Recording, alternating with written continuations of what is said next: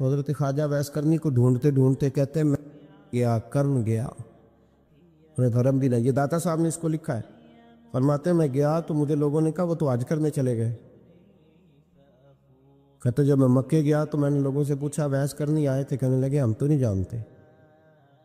یہ تو میرے جیسے لوگ ہوتے ہیں نا، جن کی تصویریں زیادہ نکلتی ہیں تو جن کی ویڈیو زیادہ ہوتی ہے تو لوگ زیادہ جاننے لگتے ہیں، ورنہ رب کریم کے بندے تو چھپے ہوئے، چکر میں پڑے ہی نہیں۔ کون اویس کرنی؟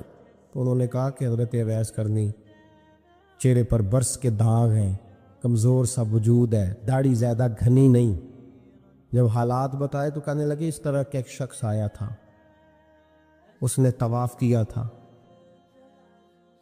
پہلے بھی دنیا کرتی ہے پر جب اس نے کیا ہے نا تو اس کے طواف نے وہ خود بھی رویا ہے اور بھی بڑے روئے ہیں۔ وہ جب حجر اسود پہ آیا ہے تو رنگ بدلتا دیکھا ہے۔ کہا وہ کدھر گئے؟ کہنے لگے پورا نہیں پتا، اتنا ضرور خبر ہے کہ ان کے انداز بتاتے تھے کہ اب مدینے جائیں گے۔ جناب حرم بن حیان کہتے ہیں پھر میں مدینے گیا، میں نے خواجہ اویس کو ڈھونڈا۔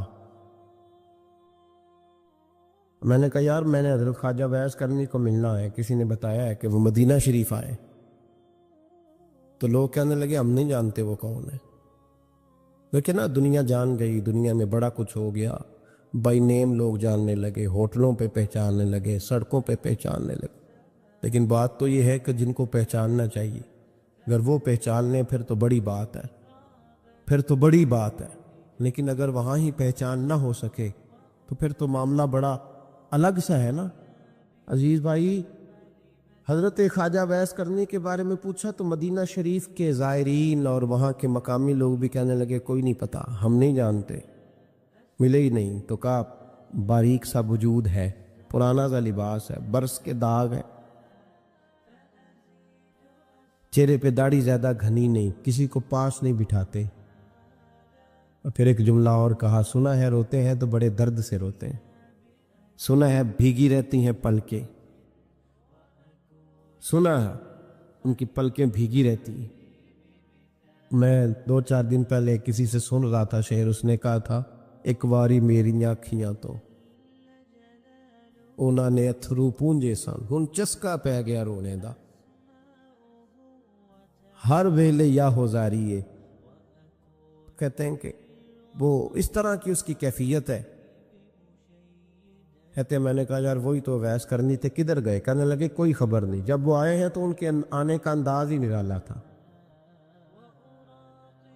سسکیاں اور آہیں نکل گئیں اس شخص کی جب وہ مدینے آیا۔ حضرت حرم بن حیان کہتے ہیں میں ڈھونڈتا رہا، تلاش کرتا رہا، پھر میں ان کو ڈھونڈتے ڈھونڈتے عراق میں آیا تو نہر فرات کے کنارے ایک کمزور سے آدمی کو ریت کے ٹیلے پر بیٹھ کے وضو کرتے دیکھا۔ کہتے ہیں جب ان کا وضو مکمل ہوا تو میں نے کہا السلام علیکم، تو کہتے انہوں نے چہرہ نہیں پھیرا، وہیں بیٹھے بیٹھے کہنے لگے وعلیکم السلام یا حرم بن حیان،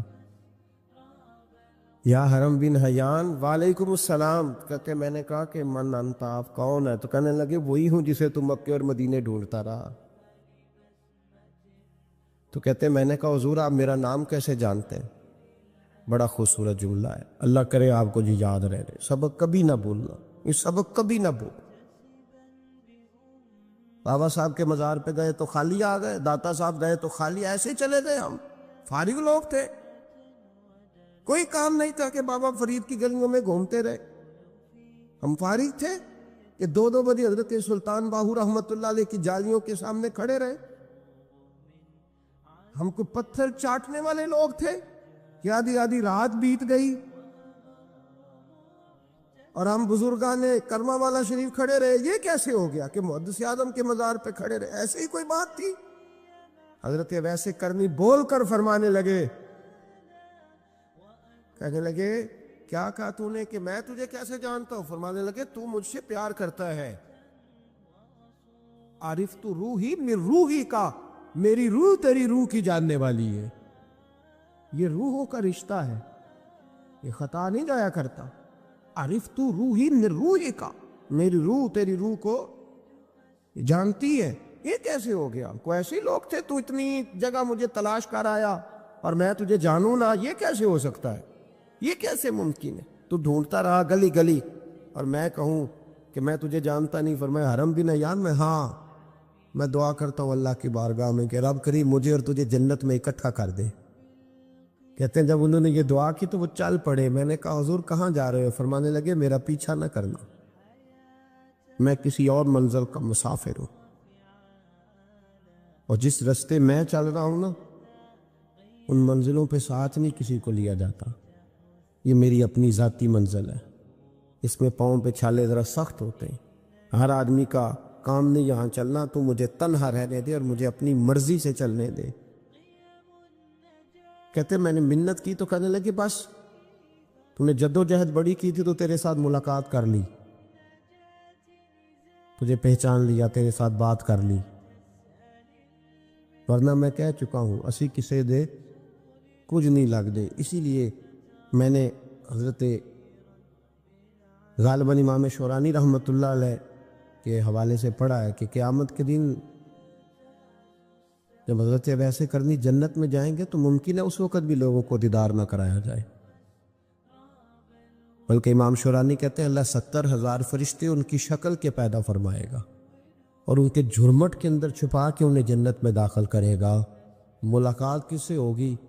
صرف انہی سے ہوگی جن کے لیے انہوں نے زندگی گزار دی۔ یا خدا سے ملیں گے یا مصطفیٰ کریم سے ملیں گے۔